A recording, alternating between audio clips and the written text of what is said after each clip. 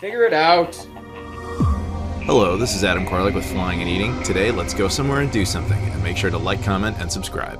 Hey guys, it's Adam here. On the previous episode of Flying and Eating, we went out to Sioux Falls, South Dakota. We ate a whole bunch of stuff, I was joined by my buddy Pete, and then we made our way out west to Rapid City, and today, we're gonna check out the monuments, but not before food. Good morning, it is day 2 here in Rapid City, South Dakota. Rapid City. And before we go off to see Mt Rushmore and Chief Crazy Horse, which we'll talk all about, we are here at the Millstone Family Restaurant. Now, you seem to really want to do this place. What's up with that? Apparently it's got some really good Google reviews and a large breakfast menu. Yeah, I'll go with that. Locally owned. There was also, Perkins down the street. And IHOP. Yeah, no, none of that. We'll go with the local one. So looking at the menu, when you have kind of an Americana breakfast diner type of place, my standard is the country fried steak and eggs. They happen to put it under their things they recommend, so sold. So our food's here. What's happening here? You got this enormous big breakfast burrito. Yeah, that is a monster breakfast burrito. It reminds me. Smothered, Yeah, it reminds me of those wet burritos I would have out in San Francisco, out in Modesto specifically. These are like a side of wheat toast with butter. You got buttered toast. I prefer my toast unbuttered because I am like that. But I got the country fried steak and egg right there. Then some fruit. There's fruit there. I'm healthy, I swear. That was definitely worth every penny. That was a It was like this freaking big. It was a monster breakfast burrito. It was like sliced sausage and cheddar cheese, scrambled eggs, and hash browns inside this giant 12-inch tortilla. And then they took more cheese, like kind of like some sharp cheddar, great shredded cheese, and they just like smothered the top of it and melted it on top. And then it was covered, like the base of it was like the chicken tortilla soup. Yeah, his looked kind of good. I think in hindsight, I wish I'd done that. The country fried steak was good, very standard. About as standard as you get for country fried steak at a restaurant. Right. Like this. The breading on it, the fried element, as it were, was probably the best part, and that's the part that needs to either be done really right or really wrong. It was good. I think he probably got the better one, though. Oh, it was definitely good, dude. It had salsa, sour cream. Yeah, it was perfect. Great way to start the morning. Not for our arteries, but for us, we're happy. Well, yeah. I'm sure I'm going to regret it later. Definitely. So we're on our way over to Mt Rushmore, of course, and I just wanted to take a second to kind of make an observation. So when you're out here, a lot of this is just kind of stereotypical Americana with what they're trying to get you to do. There's a lot of American flags everywhere, of course, but a lot of the stuff out here is definitely like what you expect to see in a stereotypical way. So a lot of references to like Smokey the Bear is over here. Things like, oh, the gold rush. Do you want to go digging for gold? We've got rocks. Come play and check out our rocks. And then lots of things about Bison and Buffalo, and Dancing with Wolves film set stuff is all around here. It's just, nature and just like, it's an interesting vibe to be out here. Check it out. You can actually do helicopter tours over Mt Rushmore, and I assume over Chief Crazy Horse as well. As a kid, I remember actually coming down here to this little fudge factory thing, Turtle Town. This is surreal because I have not been here in 27 years, something like that. But I remember walking up this little kind of gimmicky street here, which is, touristy stuff, makes sense. But this is kind of the big area, the Borglum Historical Center, which is right over there, because I guess this place was largely designed by him. We'll talk a little bit about that in a second. But this is epicenter of tourism right here before you get to Mt Rushmore itself. So we have now arrived at Mt Rushmore. Now before we go up there, I thought I'd give you a little bit of background information. I'm no expert on the history of Mt Rushmore, but truncated, here's my understanding of the situation. So the area we are standing in now was historically native territory, logically so, and this whole area was kind of considered sacred, but in America's expansion, like it one way or the other, this became American territory. And I think it was in the 1920s, there was an attempt, South Dakota had become a state not that long prior, and there was an attempt to basically boost tourism and interest in expanding into this area. And so there was a guy who had an idea that we build something like this to just encourage tourism and just encourage it as being part of the United States. So he ended up recruiting a different guy who was a sculptor. The guy he recruited has a kind of dark past. He was apparently tied to the Ku Klux Klan, and he had wanted to build a similar type of monument in Georgia in a mountainside depicting a bunch of Confederate, but that project did not happen. So the original guy said, hey, I like your sculpting work, why don't you come up here and we'll do this. So they built Mount Rushmore together. Now, the project was never technically completed. The United States government got involved in this project and was funding it. It got built, and when you look at it, you can see that they started more so on Washington. They were starting to work their way down. The idea was to kind of have 4 full bodies, which never ended up panning out. And eventually what happens is the Second World War starts to ramp up in the Pacific and in Europe. The United States wasn't involved yet. But the United States government said, this is not a priority, we have to do military buildup. We'll get back to it. And so they stopped in like October of 1941. 2 months later, the attack on Pearl Harbor. There's never an attempt to continue production of this monument, and thus it sits there today. Now it's considered a symbol of a, iconic Americana, and it is a magnificent thing to see despite the dark past. It's also a lot smaller than you would actually expect. It's still massive, but smaller than you expect. But we'll talk more about that when we go to Chief Crazy Horse. So the presidents that were selected, Washington was like, oh, he's the father of the country. Jefferson was selected because he bought the Louisiana Purchase. Lincoln was selected because he unified the Union during the war, or ultimately would. And then Teddy Roosevelt was selected because of his work with ultimately creating national parks and preserving so much of the territory. So as you walk along this part, they have flags for every one of the states. I don't know if they include DC and the territories, though. I guess we'll have to look. Actually, I'm pretty sure that's the Washington, D.C. flag. Could be wrong, but yeah, we'll see. I doubt they have the territories included, but that would be nice if they did. They do! Look! The Guam flag. They do have the U.S. territories involved. Congratulations! You don't see the territories represented all that much. So that would mean there should be 55 flags here, not 50, plus the American flag itself. But probably the most important one for our purposes right here would be the South Dakota flag, because that is of course where we are. So of course they represent Guam, but it's interesting because when they're states, they mention when they were admitted. When they're territories, just says they're a territory. So yeah, they've got the Puerto Rican flag there. To their credit, they actually list all of them, so you don't just have to like wander. Commonwealth of the Northern Mariana Islands, I've been there. The only one I have not been to, American Samoa. It's becoming a reoccurring joke on this channel, but eventually we'll get down there. I would never run for president. I have no interest in running for office. But if I ever ran, here's my 3 campaigns promises. Here's what I want to do, and this is why I would never get elected. 1, I want to abolish the penny. Sorry to Lincoln, I apologize for that, but I want to get rid of the penny. Do you want to get rid of the penny? As of 2008, it cost 1.4 cents to make 1 cent, meaning the federal government was spending $24 million net loss to produce 10 pennies every year. Let's get rid of that. That's a waste of money. Number 2, I want to settle the U.S. territory situation. I want the territories to have statehood. I will figure that all out. That would be part of my plan. I wouldn't want that. And number 3, I would want to repeal the Jones Act, which is something nobody knows what it is. But basically, if you're in the United States, let's say you have a Japanese or Korean or German car. No one ever gives you any crap over that. You can just have that and drive it around. The Jones Act is an old law that prevents exactly the same concept in application to boats. So the United States has an incredible riverway system. We used to ship everything through it because we have this great geography for it that makes everything cheap to move. The Jones Act decided that everything had to be American, American, American, American, which is not viable. Therefore, there's no competition in that space. Therefore, it's too expensive. Everybody just goes ahead and does trucks and planes, whereas we could be moving stuff for much cheaper via our vast river network. Repeal the Jones Act.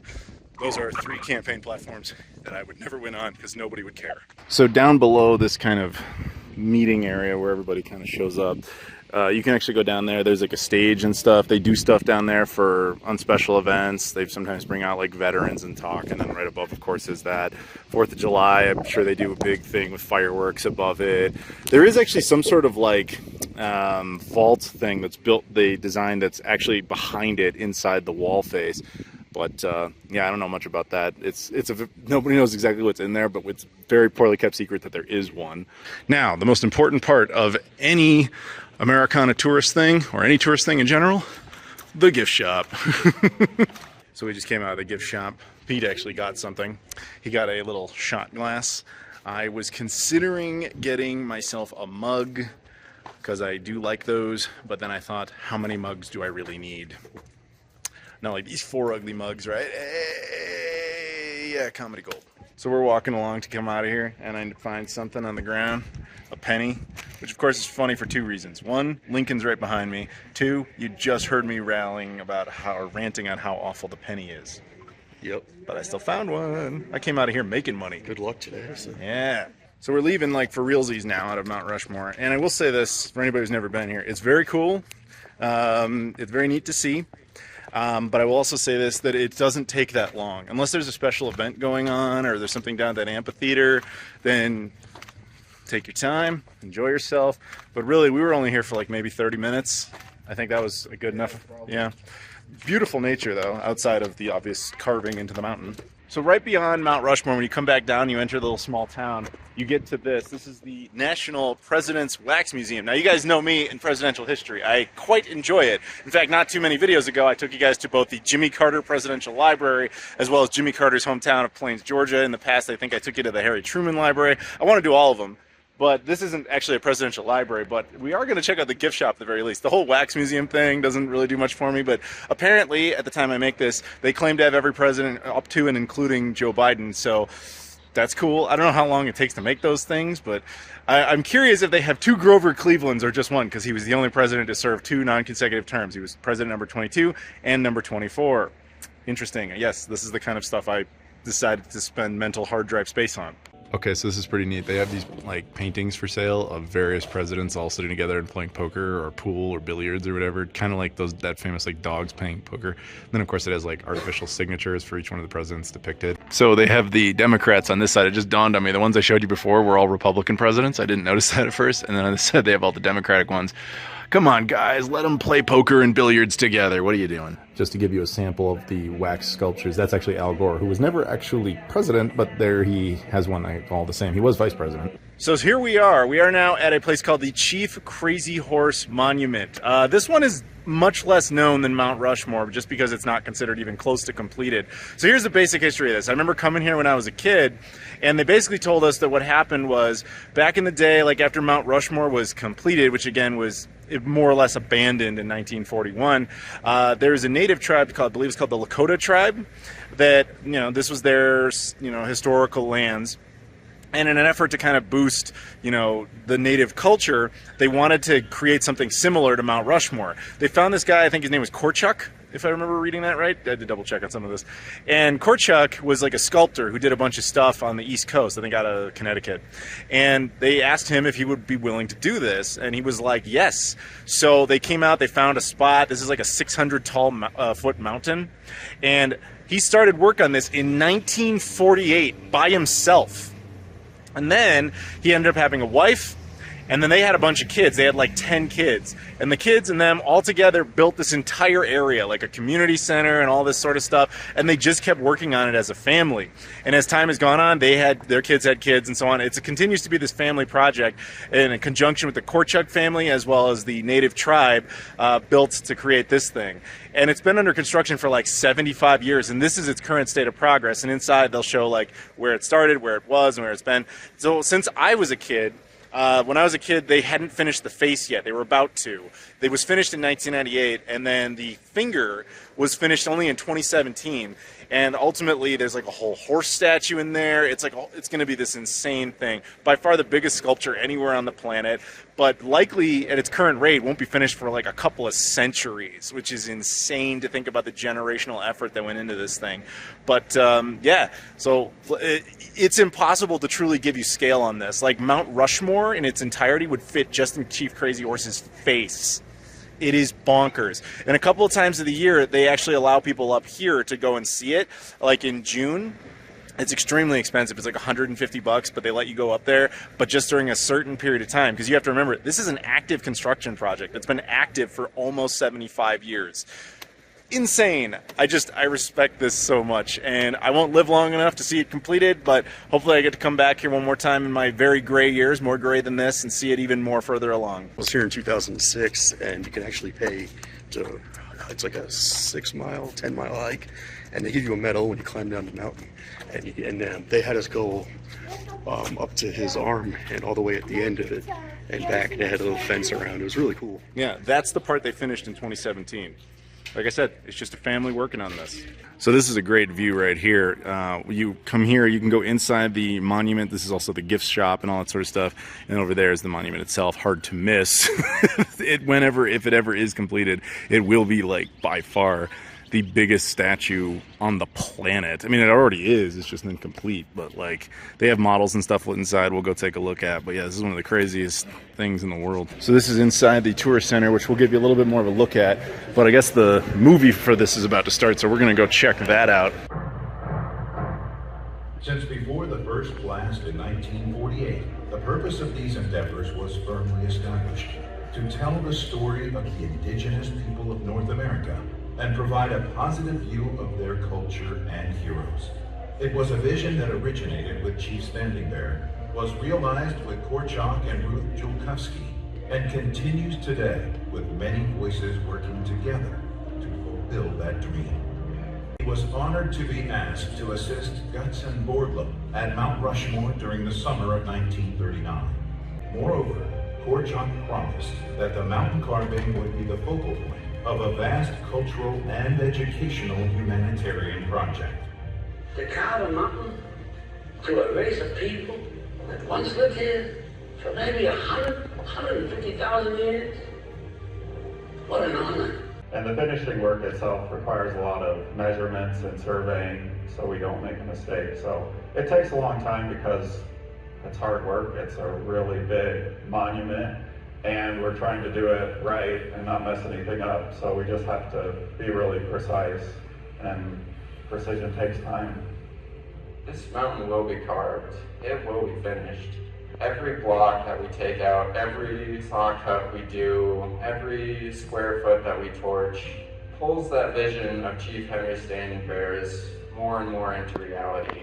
The larger mission is going to go on forever. So we may finish, but Crazy Horse is just getting started. We just came out of the little movie theater. They show you the history of the whole thing, as we kind of talked about before. And then outside, once you're in here, it's just a whole bunch of, the stuff about the Dakota people and the natives and the project behind it. And of course, this spectacular view of the monument itself. So the goal is to eventually have this be the final result, but out there. Yeah, just have it look like this, and that will take probably a few centuries. But beyond the theater, of course, on this side, there's also just much more stuff. It's a Harley Davidson for some reason, and just a lot of. This place is a big native, like historical tribe museum as well. So there's actually a university here and everything for native studies. And I don't pretend to know a whole lot about that, but it is definitely cool to be here and see all this. Let's check it out. They got snow globes. This should give you a sense of what they're going for here. Eventually, whole mountain. They sell little busts of what they're going for here. And look at that. It's just unbelievably ambitious that eventually will turn that gigantic thing into this basic design. I mean, like I said, I was here as a kid, man, and there has been some progress, obviously, but it is slow. In the future, of course, when Chief Crazy Horse is completed, don't forget that the Pluto once was here as well. So, that's a big deal. This is what I remember from when I was a kid.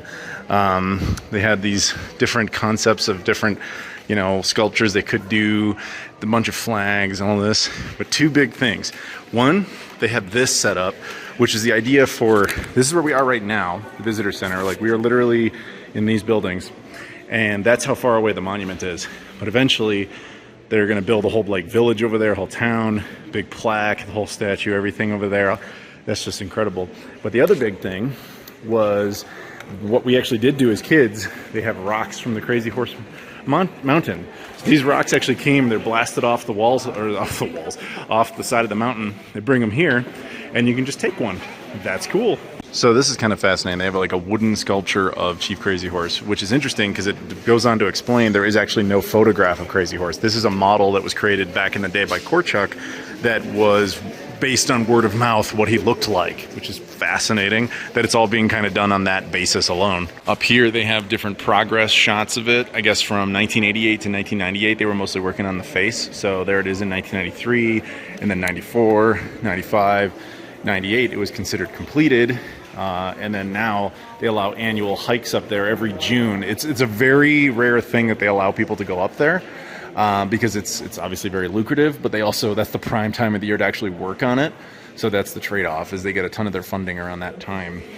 And then 2002, they start working on the horse head. They started blasting for that. So you might recall at Wall Drug, how much was coffee? 5 cents. 5 cents? How much is it here? Free. That's right. They got free coffee. They beat Wall Drug. So right here they have an image portraying the wife of Korchak. This is, the guy who started this.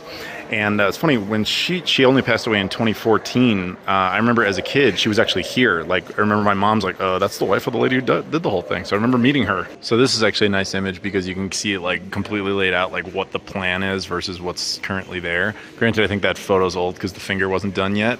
But they also have some renderings, like photo. This is a painting of what's kind of there already. And it gives you a sense of what's coming and how they clearly, they did it in a smart way where there's layers to it so they can bring all the equipment up there and everything. Man, what a project. What a project. So they have kind of a timeline of what it looked like in 1948 when they started, 1960 where they were making big chunks, 68, 82. This would be the significant year because that's the year Korchak died. 93 when they started in on the face kind of proper, I think.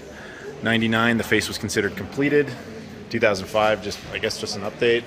2012, and now 2022, just a year ago.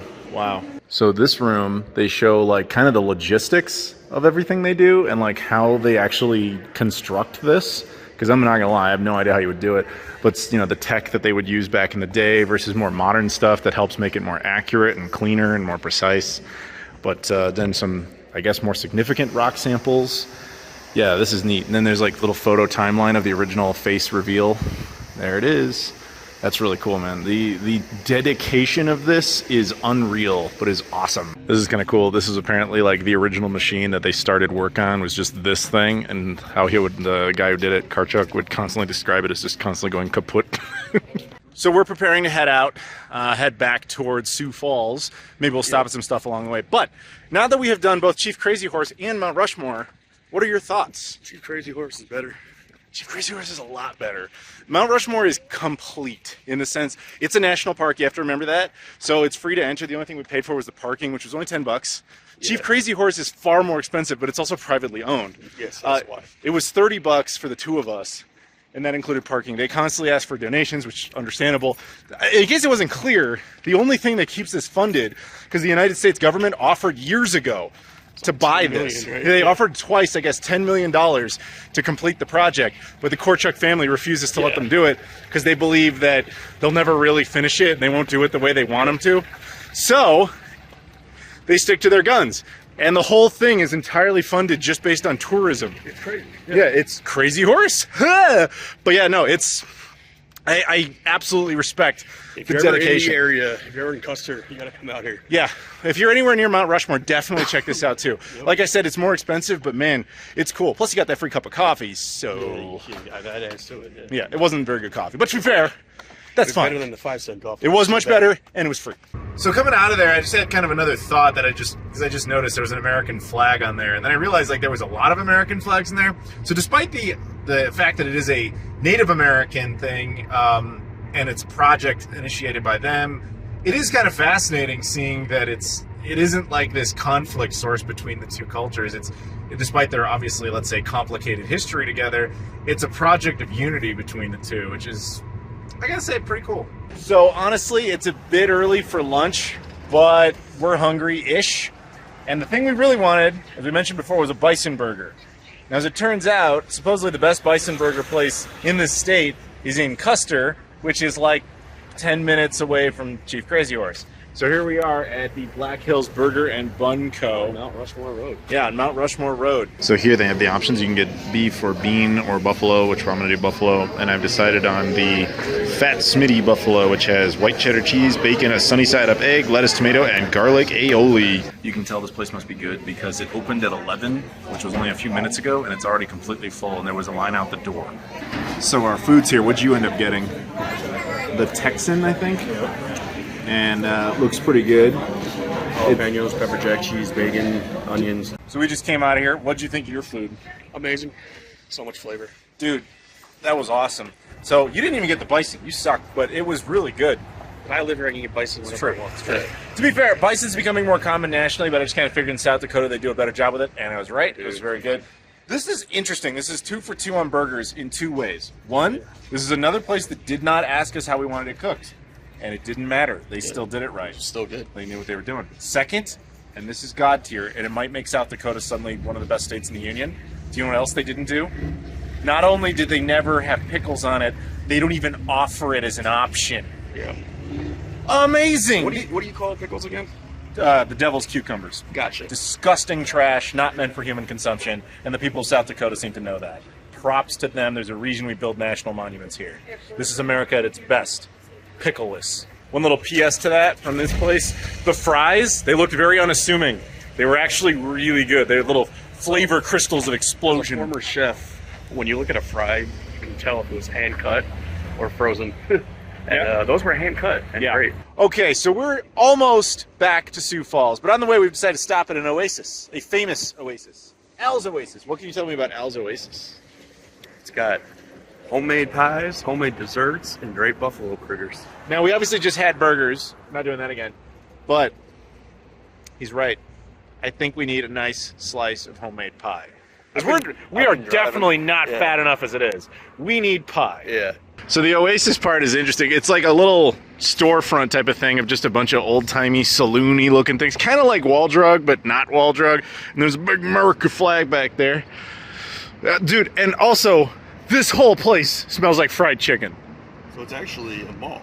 Okay. You enter here, you can walk, it's all around. Yeah. Yeah, there's stores and stuff. Like a mini mall-ish. But dude, do you smell that? It smells like fried chicken. It just smells like fried chicken out here. You guys might remember earlier in the adventure, I did my little Back to the Future 3 reference with a gun show and all that. Turns out it's yet another thing. I think, by the way, that's the Showbiz Pizza Bear back there. Now, Pete, I get the feeling you hate the Showbiz Pizza Bear and would love to pump a bunch of bullets into him, right? Oh, of course. You hit one thing. Scum. Kill that bear, dude. Oh, it sprays water at you. Yeah, he shot the bear. The bear. Oh, he's got a gun. He's pointing at it. He doesn't like it. Wow. You shot a chicken.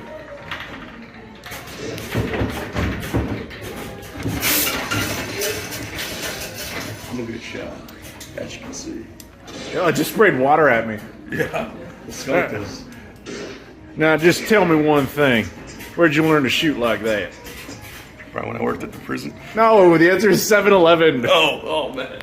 Look at these pies. We've got strawberry pie, pecan pie, sour cream raisin pie, pumpkin pie, coconut cream pie, and banana cream pie. I'm going to have to think carefully here.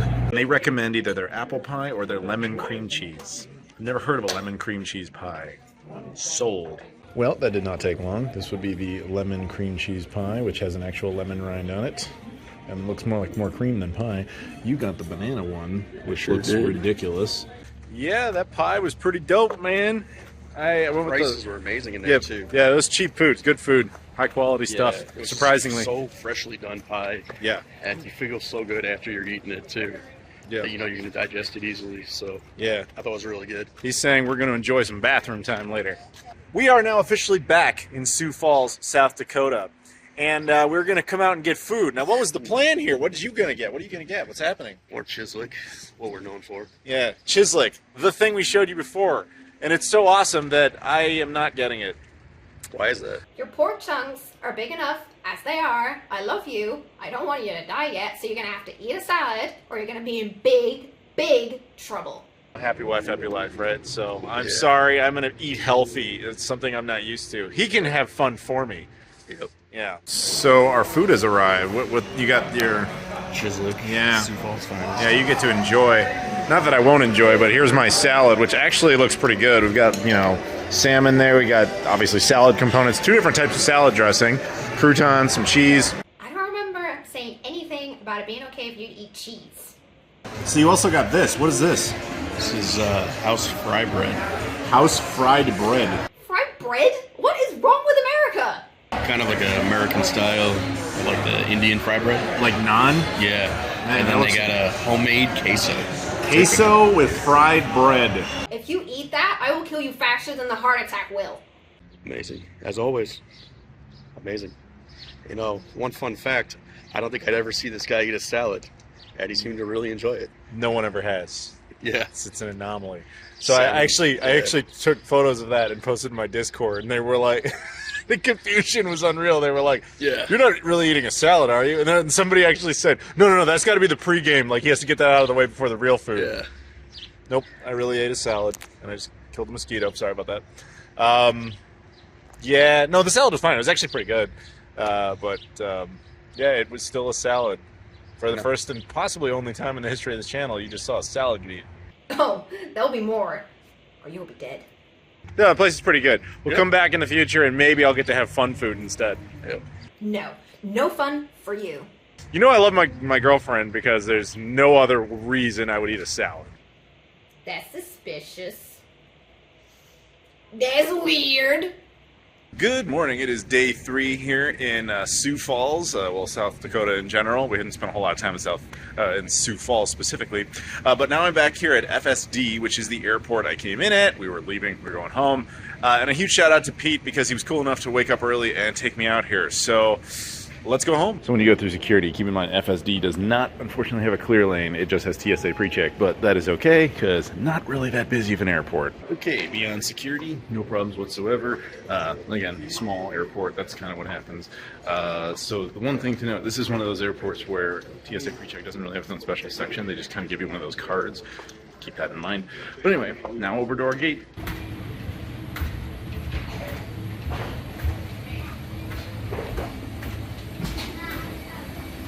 Welcome aboard.